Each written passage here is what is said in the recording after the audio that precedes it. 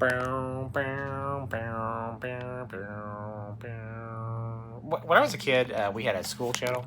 It was Channel 12, and it kind of sucked. It was just school plays that had bad sound, and there was nobody ever did anything in the slightest bit creative with it, except one time.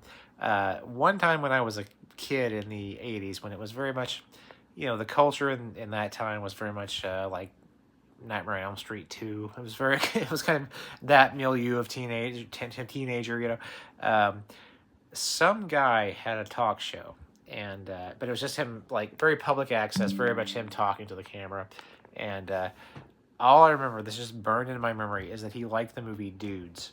He was like, Dudes, my movie recommendation is Dudes. You better check out Dudes. If you ain't watching Dudes, you ain't No, he didn't say that, but they would have kicked him off. Maybe they did kick him off because I never saw him on there again. He's like, yeah, Dudes. He's talking about Penelope Spheris' Dudes with Daniel Roebuck, who was in Rob Zombie's The Munsters as Grandpa. It's pretty hilarious as Grandpa too. I thought he's in a lot of Rob Zombie movies. He's one of the Rob Zombie players. But I think about that guy sometimes because I think I'm continuing on. I think I'm inspired by that dude with with the ramshackle values of that show, because I'm essentially doing the same thing where I'm like, House 2. If you ain't seen House 2, you ain't no. But yes, here we go. House 2. The tagline of House 2 is "It gets weirder." It gets weirder. Yeah. So it's it's an accurate tagline. It does get weirder. It's a weirder movie. It's essentially for kids. I think the first one is also for kids, but it's a little bit more intense. This is like straight up aimed right at like kids and that kind of like campy Ninja Turtles spirit. Yeah,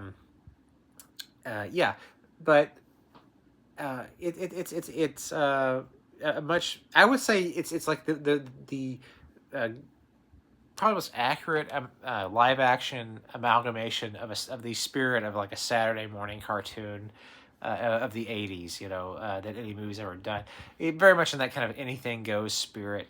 The lead characters are like typical happening like '80s dudes. And it has good values, actually. It has good values. It's about rejecting modernity, really, because it's the guy's kind of fiance is very naggy but very callow, and it's and a really interesting twist. She just leaves him with Bill Maher, and it's like it's kind of okay. Like they never get like, there's no like payback or comeuppance. They just go away, and that's like okay.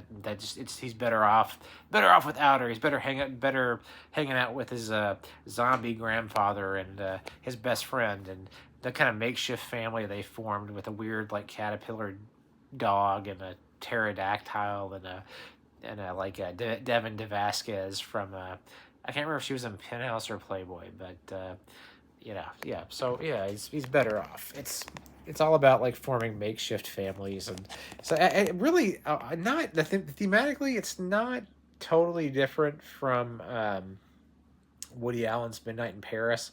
Only instead of like Hemingway going to meet Hemingway, the hero has to fight like dinosaurs across a dimensional portal inside of his house.